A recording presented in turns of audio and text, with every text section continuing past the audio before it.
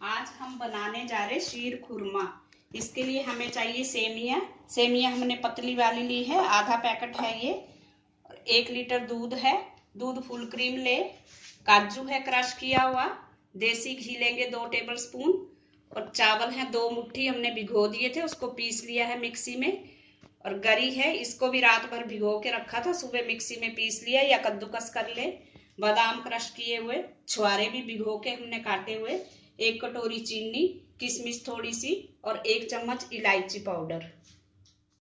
पे दूध उबलने रख देंगे हम। जब तक हमारा दूध उबलेगा तब तक हम सेमिया भूनेंगे।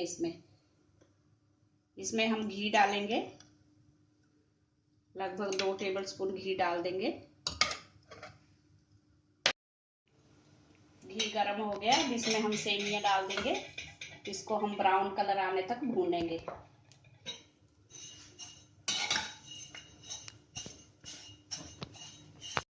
सेमिया हमने भून ली है, इसको हमने निकाल लिया है। अब हम इसी कढ़ाई में सारे जो ड्राई फ्रूट हैं उसको हम फ्राई करेंगे घी में।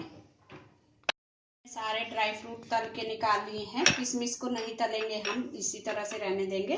बाकी सब हमने थोड़ा थोड़ा घी में फ्राई कर लिया है।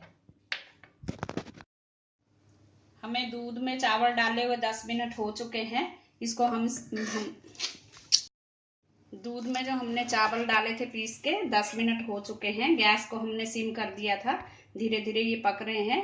अब ये पक चुके हैं, कम से कम इसको 10 मिनट लगते हैं। अब इसमें हम डाल देंगे सेमिया जो हमने फ्राई करके रखी हुई थी।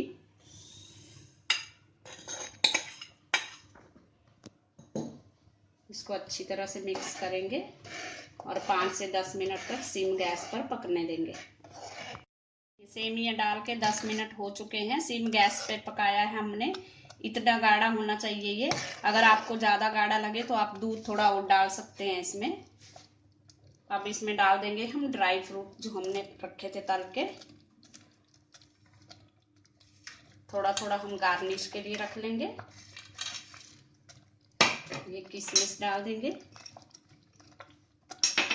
इलायची पाउडर और चीनी डाल देंगे 1 कटोरी।